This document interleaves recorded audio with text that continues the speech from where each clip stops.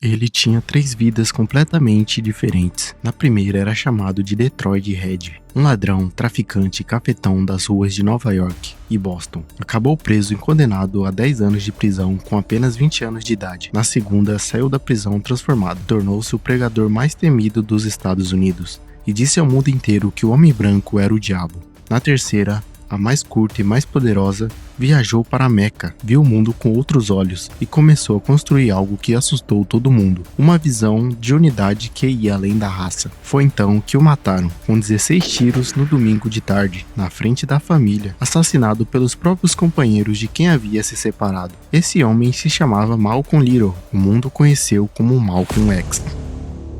Malcolm Little nasceu em 19 de maio de 1925, em Omaha, Nebraska, filho de Earl Little, pastor batista e ativista negro, e Louise Little, uma mulher de pele clara nascida em Granada. Desde o início, a família viveu sob sombra. Earl Little pregava o orgulho negro e a independência econômica, ideias que ameaçavam a ordem racial do sul dos Estados Unidos. A família recebeu ameaças, a casa foi incendiada, eles se mudaram, receberam mais ameaças, se mudaram de novo. Em 1931, quando Malcolm tinha apenas 6 anos, o pai foi encontrado morto nos trilhos de um bonde em Lansing, Michigan. A polícia registrou como acidente. A família tinha certeza de que ele foi assassinado, cometido por supremacistas brancos. A morte destruiu a família por dentro. A mãe Louise foi internada numa instituição psiquiátrica anos depois, incapaz de sustentar os filhos e processar o trauma. Malcolm e os irmãos foram distribuídos entre famílias adotivas. Com 7 anos, Malcolm já tinha aprendido a lição mais cruel da vida. O mundo não era seguro para um homem negro. Malcolm era brilhante na escola, um dos melhores alunos da turma. Mas quando disse ao professor que queria ser advogado, ouviu a resposta que definiu a direção da sua raiva. Malcolm, você precisa ser realista. Ser advogado não é trabalho para um negro. Com 15 anos, desistiu da escola e foi morar com a irmã em Boston. Ali começou uma descida rápida para o submundo. Trabalhou como engraxate, depois como garçom, aprendeu a jogar dados, vender drogas, agenciar prostitutas, mudou-se para o Harlem, em Nova York, onde o chamavam de Detroit Red, pelo cabelo avermelhado. Era alto, elegante, perigoso e inteligente, o suficiente para saber que estava desperdiçando tudo isso. Em 1946, com 20 anos, foi preso por assalto à residência, junto com 2 amigos e 2 mulheres brancas. O juiz olhou para ele e disse: "Você deveria ter vergonha." A sentença foi de 8 a 10 anos. Na prisão, os outros detentos o chamavam de Satan, por seu ódio declarado a qualquer ideia de religião. Mas foi exatamente na prisão que Malcolm X nasceu. Na colônia penal de Norfolk, Malcolm teve acesso a uma biblioteca enorme e começou a ler de forma obsessiva filosofia, história, política, religião. Disse depois que copiava o dicionário inteiro à mão para aprender as palavras. Foi também na prisão que o irmão Reginald o apresentou à Nação do Islã, organização liderada por Elijah Muhammad, que pregava o orgulho negro e considerava o homem branco uma raça demoníaca. Para Malcolm foi uma revelação, tudo o que havia sofrido: o pai morto, a mãe internada, a escola que o humilhou, o sistema que o prendeu. De repente tinha uma explicação e um culpado. Largou o sobrenome Little, o nome de escravizador que nunca foi seu, adotou o X, a incógnita que apresentava o nome africano roubado pelos séculos de escravidão, e saiu da prisão em 1952 como um homem completamente diferente. Nos 10 anos seguintes, Malcolm X se tornou o rosto mais temido dos Estados Unidos. Enquanto Martin Luther King pregava integração e não violência, Malcolm pregava separação e defesa própria, por todos os meios necessários. Essa era a frase que definia sua filosofia, não como convite à violência, mas como recusa a aceitar o sofrimento passivamente. Seus discursos eram incendiários, precisos e devastadores. Ele desmontava o racismo com lógica, ironia e raiva controlada. Chamava a Marcha de Washington de piquenique e disse que o sonho de King se tornaria um pesadelo. Em 10 anos, a Nação do Islã cresceu de 500 para 30 mil membros, em grande parte graças ao trabalho de Malcolm. O FBI o monitorava 24 horas por dia. Revistas o chamavam de o homem mais perigoso da América. ele usava esse título como elogio.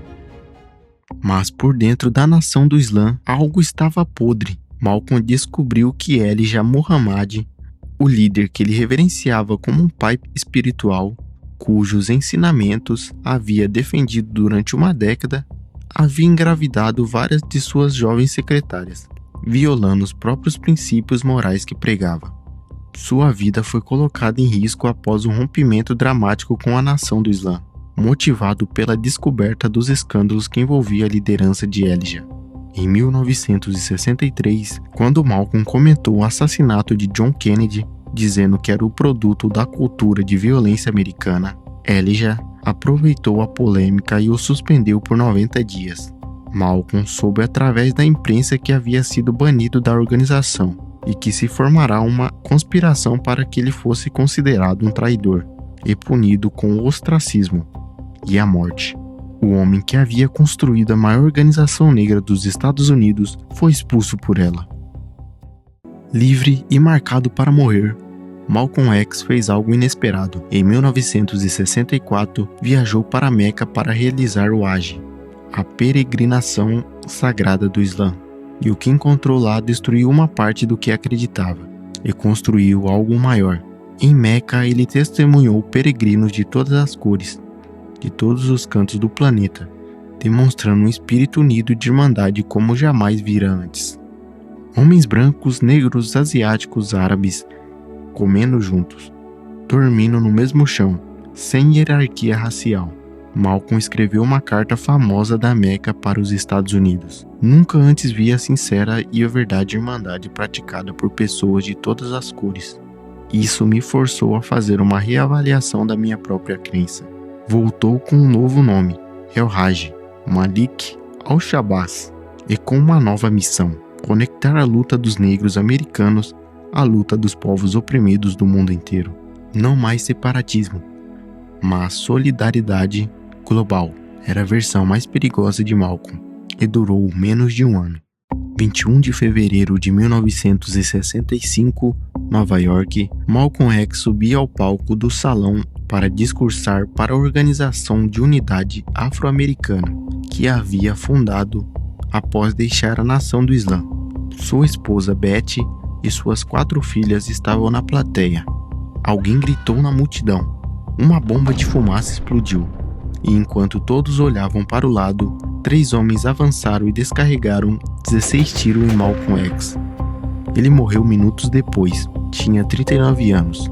3 membros da nação do Islã foram condenados pelo crime. Existe uma forma de conhecer Malcolm X de um jeito que nenhum vídeo consegue fazer. A autobiografia de Malcolm X, escrita em parceria com um jornalista entre 1963 e 1965. Nos últimos anos de sua vida, é um dos livros mais impactantes já publicado.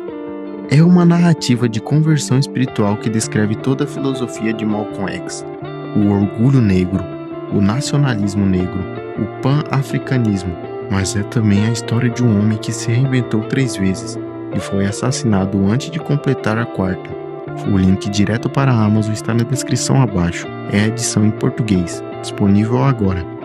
Um livro que você não vai conseguir largar e que vai mudar a forma como você enxerga a história da América. Malcolm X morreu antes de completar 40 anos, em menos de 2 décadas. Foi ladrão, profeta e estadista, cada fase radicalmente diferente da anterior, cada uma construída sobre os destroços da última.